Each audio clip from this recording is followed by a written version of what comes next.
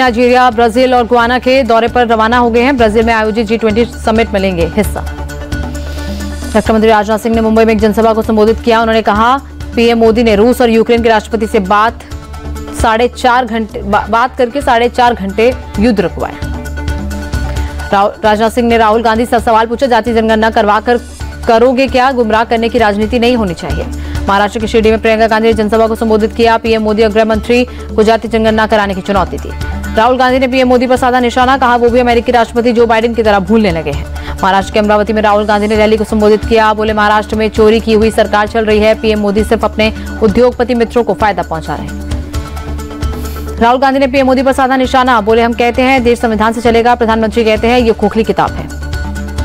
महाराष्ट्र के अमरावती में राहुल गांधी के हेलीकॉप्टर की हुई जांच। चुनाव आयोग की टीम ने बैग की जांच की।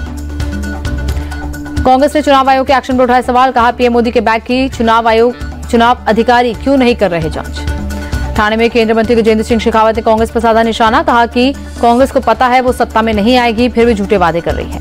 महाविकास अघाड़ी पर बीजेपी का बड़ा आरोप। प्रवक्ता गौरव भाटिया बोले, महाराष्ट्र में वोट जिहाद कर रहा है एमवीए, ये संविधान के खिलाफ है। गौरव भाटिया बोले, महाराष्ट्र में एक तरफ महायुति विकास की बात कर रही है और विपक्ष वोट जिहाद की। चुनाव में हमारे गठबंधन की जीत निश्चित है। महाराष्ट्र चुनाव में वोट जिहाद पर सियासी घमासान। देवेंद्र फडणवीस ने सभा में सुनाया ऑडियो क्लिप। सज्जाद नोमानी का वोट जिहाद का ऑडियो सुनाया। फडणवीस ने वोट जिहाद के खिलाफ धर्मयुद्ध का नारा दिया, कहा एक रहेंगे तो सेफ रहेंगे। सज्जाद नोमानी के ऑडियो क्लिप पर फडणवीस बोले, हार की बौखलाहट से कांग्रेस और उसके सहयोगी समाज तोड़ने वाले विचारों को आगे लाने की कोशिश कर रहे हैं। देवेंद्र फडणवीस की धर्मयुद्ध वाली अपील की कांग्रेस नेता हुसैन दलवई ने निंदा की, कहा मुसलमान अपनी मर्जी से बीजेपी के खिलाफ वोट करना चाहते हैं। नागपुर में कांग्रेस नेता रणदीप सुरजेवाला ने देवेंद्र फडणवीस को जिहाद का सबसे बड़ा एक्टर बताया, कहा उन्हें नफरती जिहाद नाम की फिल्म बनानी चाहिए। सीएम योगी ने बटेंगे तो कटेंगे का इतिहास समझाया, कहा बटे थे इसलिए अयोध्या में 500 साल इंतजार करना पड़ा। वोट जिहाद को लेकर शरद पवार ने कहा, वोट जिहाद का मुद्दा फडणवीस से निकला, वो चुनाव को धार्मिक रंग देने की कोशिश में। बटेंगे तो कटेंगे के नारे पर बोले महाराष्ट्र के डिप्टी सीएम अजीत पवार, बटेंगे तो कटेंगे पर बीजेपी में भी एक राय नहीं है, एक है तो सेफ है में कुछ भी गलत नहीं है। कांग्रेस को लेकर अजीत पवार बोले, कांग्रेस समाज में फेक नैरेटिव फैला रही है। 400 पार वाले नारे से ही विपक्ष ने फेक नैरेटिव सेट किया। एनसीपी को लेकर अजीत पवार ने कहा, मैंने गद्दारी नहीं की, मैं अपनी ही पार्टी में हूं, एनसीपी का नाम और सिंबल मेरे पास है। मुख्यमंत्री बनने के सवाल पर बोले अजीत पवार, महाराष्ट्र का सीएम बनूंगा या नहीं वक्त बताएगा। एआईएमआईएम चीफ ओवैसी का औरंगाबाद ईस्ट की रैली में विरोधियों पर हमला, कहा कौन नमक हलाल और कौन नमक हराम, ये महाराष्ट्र की जनता 20 तारीख को तय करेगी। ओवैसी ने सभी विरोधियों पर लगाया आरोप, कहा इनका मकसद एआईएमआईएम के उम्मीदवार को हराना है, जानते हैं 2 भी जीत गए तो 288 पर भारी पड़ेंगे। पीएम मोदी ने मेरा बूथ सबसे मजबूत कार्यक्रम में महाराष्ट्र के कार्यकर्ताओं से किया संवाद। बोले महाराष्ट्र के लोग महायुति के काम से खुश हैं। पीएम ने कहा, महायुति की सरकार हर वर्ग के लिए काम कर रही है, यही फर्क है हमारे और अघाड़ी वालों की सरकार में, लोग इस फर्क को महसूस कर रहे हैं। मुंबई में केंद्रीय रेल मंत्री अश्विनी वैष्णव ने कांग्रेस पर जमकर साधा निशाना। बोले 1947 के बाद कांग्रेस की सरकार करीब 60 साल रही, उस पूरे काल में कभी भी विकास पर ध्यान नहीं दिया। अश्विनी वैष्णव ने कहा, महाराष्ट्र में जो महाविकास अघाड़ी है वो विकास को रोकने वाली अघाड़ी है। बोले इनकी मानसिकता ऐसी है कि कोई विकास ना हो। महाराष्ट्र चुनाव पर बोले कांग्रेस नेता दिग्विजय सिंह, महाराष्ट्र की मौजूदा सरकार चोरी की, जनता इस सरकार से परेशान है। महाराष्ट्र चुनाव पर बोले कर्नाटक के डिप्टी सीएम डीके शिवकुमार, महाराष्ट्र में हमारी स्थिति मजबूत, महाविकास अघाड़ी 170 से ज्यादा सीटें जीतेगी। मुंबई में कांग्रेस नेता राज बब्बर बोले वो बटेंगे तो कटेंगे स्लोगन के खिलाफ है, बांटने और काटने की संस्कृति ठीक नहीं है। चुनाव आयोग पर भड़की कांग्रेस नेता यशोमती ठाकुर, पूछा पीएम मोदी के बैग की जांच क्यों नहीं हो रही।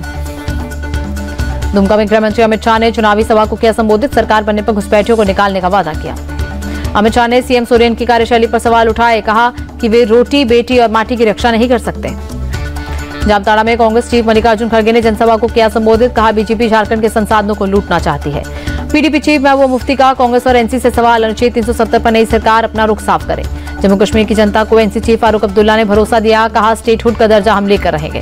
फारूक अब्दुल्ला ने कांग्रेस को दिया भरोसा, कहा हम उसे कमजोर नहीं होने देंगे।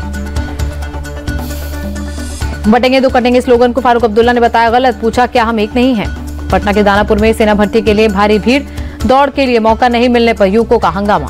पुलिस ने हंगामा कर रहे युवकों पर बल प्रयोग किया। बिहार के अलग अलग जिलों से पहुंचे थे युवा। दिल्ली के नंद नगरी इलाके में लड़की से छेड़छाड़ का विरोध करने पर युवक की हत्या। सलमान अरबाज नाम के 2 भाइयों ने मिलकर किया मर्डर। सलमान ने धारदार हथियार से मनीष नाम के शख्स की गर्दन पर हमला किया, गंभीर रूप से घायल मनीष की मौत हुई। झांसी हादसे पर बोले डिप्टी सीएम ब्रिजेश पाठक, नवजात शिशुओं की मौत बहुत दुर्भाग्यपूर्ण, हादसे की मजिस्ट्रेट जांच के निर्देश दिए। झांसी मेडिकल कॉलेज हादसे में मुआवजे का ऐलान, मृतक बच्चों के परिजनों को 5-5 लाख और घायलों को 50-50 हजार रुपए की आर्थिक मदद। झांसी मेडिकल कॉलेज हादसे पर प्रधानमंत्री राष्ट्रीय राहत कोष से भी मुआवजे का ऐलान, मृतक बच्चों के परिजनों को 2-2 लाख, घायलों को 50-50 हजार रुपए की मदद। पीएम मोदी ने झांसी मेडिकल कॉलेज हादसे पर दुख जताया, ट्वीट कर लिखा, जिन्होंने अपने मासूम बच्चों को खोया उनके प्रति गहरी संवेदनाएं। झांसी हादसे पर राष्ट्रपति द्रौपदी मुर्मू ने भी दुख जताया, कहा शिशुओं की मृत्यु का समाचार अत्यंत हृदय विदारक। राहुल गांधी ने झांसी हादसे पर जताया दुख, बोले पीड़ित परिवारों के प्रति संवेदनाएं, हादसे की जांच होनी चाहिए। झांसी मेडिकल कॉलेज हादसे पर अखिलेश यादव ने जताया दुख, ट्वीट कर लिखा, यह हादसा चिकित्सा प्रबंधन और प्रशासन की लापरवाही की वजह से जिम्मेदारों के खिलाफ कार्रवाई हो। बीएसपी प्रमुख मायावती ने भी झांसी मेडिकल कॉलेज हादसे पर दुख जताया, ट्वीट कर लिखा, यह दुखद घटना, घातक लापरवाही के लिए दोषियों को सख्त सजा जरूरी। यूपी कांग्रेस अध्यक्ष अजय राय ने झांसी हादसे पर दुख जताया, बोले यह हादसा दुखद, हादसे के लिए जिम्मेदार है यूपी सरकार। झांसी हादसे पर बोले कांग्रेस नेता रणदीप सुरजेवाला, हादसा दुखद, मामले में कड़ी कार्रवाई हो और दोषियों के खिलाफ सख्त से सख्त कार्रवाई हो। सुखबीर बादल ने शिरोमणि अकाली दल के अध्यक्ष पद से दिया इस्तीफा, पार्टी की वर्किंग कमेटी को सौंपा त्यागपत्र, 2008 में संभाली थी पार्टी की कमान। चंडीगढ़ में पंजाब सीएम मान और आप प्रमुख केजरीवाल ने नियुक्ति पत्र बांटे, पुलिस विभाग में 1205 लोगों की भर्ती हुई। नासिक में केंद्रीय मंत्री जेपी नड्डा ने एक जनसभा को संबोधित किया, 150वीं जयंती पर बिरसा मुंडा को किया याद। जेपी नड्डा ने कहा, स्वतंत्रता संग्राम से लेकर समाज में एकता और समानता के लिए बिरसा मुंडा ने अपना जीवन समर्पित कर दिया। पीएम मोदी के जमुई दौरे पर बोले केंद्रीय मंत्री चिराग पासवान, मेरे लिए बहुत मायने रखता है। चिराग पासवान ने कहा, जमुई बिहार के पिछड़े जिलों में से एक माना जाता है, लंबे समय तक कोई प्रधानमंत्री जमुई नहीं जाता था। दिल्ली वालों को नहीं मिल रही जहरीली हवा से राहत, आज भी एयर क्वालिटी इंडेक्स 400 के पार। दिल्ली के इंडिया गेट इलाके में खतरनाक स्तर पर पहुंचा प्रदूषण, 404 दर्ज किया गया AQI। दिल्ली में बढ़ते प्रदूषण से निपटने के लिए जगह जगह किया जा रहा पानी का छिड़काव, कई जगहों पर गंभीर श्रेणी में पहुंचा प्रदूषण का स्तर। दिल्ली की यमुना नदी में प्रदूषण का स्तर बढ़ा, नदी की सतह पर जहरीली झाग की परत देखी गई। गाजियाबाद में भी खतरनाक स्तर पर पहुंचा प्रदूषण, पूरे इलाके में स्मॉग की मोटी परत दिखी। हरियाणा के करनाल में भी प्रदूषण बढ़ा, खराब श्रेणी में पहुंचा AQI। आगरा में भी बढ़ा प्रदूषण, धुंध की मोटी चादर में छिपा ताजमहल, विजिबिलिटी कम। मुंबई में खतरनाक स्तर पर पहुंचा प्रदूषण, आसमान में छाई धुंध, लोगों की परेशानी बढ़ी। गाजियाबाद में वकीलों का प्रदर्शन जारी, 5 राज्यों के बार एसोसिएशन के वकील भी शामिल, पुलिस से हुई झड़प के बाद से आक्रोशित है वकील। यूपी के बिजनौर में घने कोहरे के चलते सड़क हादसा, 2 गाड़ियों की भीषण टक्कर, दूल्हा दुल्हन समेत 7 लोगों की मौत। दिल्ली के गोविंदपुरी इलाके में पेट्रोल पंप पर फायरिंग, 1 शख्स घायल, 2 बाइक पर आए 4 बदमाशों ने की फायरिंग। दिल्ली में एनसीबी ने करीब 82.5 किलोग्राम फाइन क्वालिटी का कोकीन किया जब्त, अंतर्राष्ट्रीय बाजार में 900 करोड़ रुपए से ज्यादा कीमत आंकी गई। एनसीबी ने ड्रग्स के साथ लोकेश चोपड़ा और अवधेश यादव नाम के 2 आरोपियों को किया गिरफ्तार, दिल्ली से ऑस्ट्रेलिया भेजी जा रही थी ड्रग्स। दमकल की टीम ने मौके पर चलाया राहत बचाव का काम, बिल्डिंग में फंसे करीब 100 लोगों को निकाला गया। गुजरात के मेहसाना समेत कई जगहों पर बीती रात महसूस किए गए भूकंप के झटके, रिक्टर स्केल पर 4.2 मापी गई तीव्रता। भूकंप की वजह से लोगों में मची दहशत, डर की वजह से घरों से बाहर निकले लोग।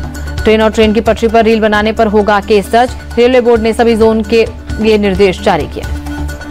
दिल्ली के इंडिया गेट पर सर्वाइकल कैंसर के प्रति जागरूकता बढ़ाने के लिए वॉकथॉन का आयोजन, कई लोग शामिल हुए। जम्मू कश्मीर के गुलमर्ग में हुई सीजन की पहली बर्फबारी, बर्फ की मोटी चादर से लिपटे पहाड़, खूबसूरत नजारा। जम्मू कश्मीर के बांदीपुरा में भी ताजा बर्फबारी हुई, सड़कों पर बिछी मोटी बर्फ की चादर, तापमान में गिरावट। कुपवाड़ा के माछिल में हुई ताजा बर्फबारी, तापमान में आई भारी गिरावट, सफेद चादर में लिपटी वादियां। तमिलनाडु के थूथुकुडी में भारी बारिश के बाद जगह जगह जलभराव, लोगों की परेशानी बढ़ी, ट्रैफिक स्लो। वाराणसी में भव्य तरीके से मनाई गई देव दीपावली, 84 घाट पर 700 मंदिर में जलाए गए 25 लाख दिए। देव दीपावली देखने इंडोनेशिया, वियतनाम और फ्रांस में 40 देशों के मेहमान आए, घाटों पर भारी तादाद में भीड़ जमा हुई। देव दीपावली के मौके पर 60 मिनट तक ग्रीन पटाखों की हुई आतिशबाजी, पूरा आसमान रोशनी से जगमगाया। वाराणसी में काशी विश्वनाथ मंदिर पहुंचे सीएम योगी, पूजा अर्चना कर लिया आशीर्वाद। वाराणसी के काल भैरव मंदिर भी पहुंचे सीएम योगी, पूजा अर्चना कर लिया आशीर्वाद। उत्तराखंड के रुद्रप्रयाग पहुंचे सीएम पुष्कर सिंह धामी, त्रियोगी नारायण मंदिर में किए दर्शन।